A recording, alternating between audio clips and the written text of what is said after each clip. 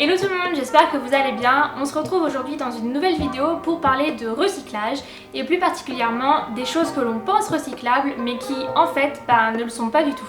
Quand on s'intéresse un petit peu à l'écologie et à la planète, la première chose à laquelle on pense c'est en général le tri sélectif. Dans chaque commune, il est possible de trier ses déchets grâce à des poubelles de couleurs. Alors les couleurs diffèrent selon les communes, donc je vous conseille de vous rapprocher de votre mairie pour en savoir un petit peu plus là où vous habitez. Alors faire le tri c'est bien, mais encore faut-il savoir ce qui se recycle ou non. Et sur ce point, je dois vous avouer qu'on ne nous aide pas vraiment. Les sigles sur les emballages ne sont pas clairs et nous induisent même en erreur. Par exemple, ce sigle ne veut pas dire que l'emballage est recyclable, mais seulement que l'entreprise paye une taxe de recyclage. Mais alors comment savoir ce qui est recyclable ou non? Eh bien, il faut faire quelques petites recherches de son côté. Alors dans la catégorie plastique, tout d'abord, il faut savoir que le plastique a un numéro qui va de 1 à 7. Selon le chiffre du plastique, il est recyclable ou non. Alors pour vous aider un petit peu, voyez ça comme un podium. Le plastique numéro 1, c'est le premier, il a tout gagné, donc il est recyclable.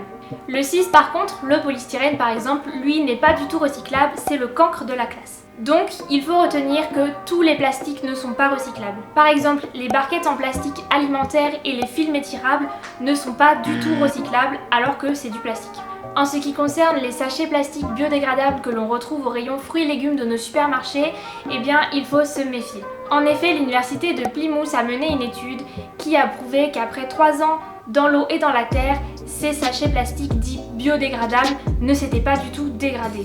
Il était encore possible de transporter ses courses dans le sac sans qu'il ne se casse. Voilà encore une bonne raison de privilégier les sacs en papier craft ou encore mieux les sacs en tissu. Mais le plastique n'est pas le seul matériau à être recyclable, le verre l'est également. Il faut cependant préciser une chose, le verre cassé n'est pas recyclable. En effet, s'il y a trop de verre cassé sur les tapis de tri ou il y a des personnes qui travaillent à la main, ça pourrait être très dangereux. C'est pourquoi le verre cassé n'est pas recyclable. Donc les personnes qui ramassent les poubelles de verre vont regarder s'il y a du verre cassé dans la poubelle. S'il y en a trop, ils vont directement la jeter avec les ordures ménagères. Alors vous pensiez bien faire en mettant votre verre à recycler dans la poubelle du verre, seulement vous avez contaminé une poubelle entière dont certaines parties auraient pu être recyclées. Pensez-y la prochaine fois. Alors on a parlé du plastique et du verre, il nous reste maintenant le papier.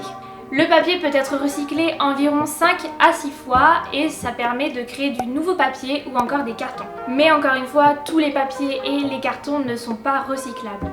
Par exemple, un carton de pizza qui a été souillé de nourriture ne sera pas recyclé. Mais ce n'est pas tout. Les mouchoirs en papier et l'essuie-tout qui ont été utilisés ne sont pas recyclables. Ils sont souillés et même en général humidifiés, ce qui empêche le recyclage. En revanche, vous pouvez mettre vos mouchoirs et votre essuie-tout dans votre compost si vous en possédez un.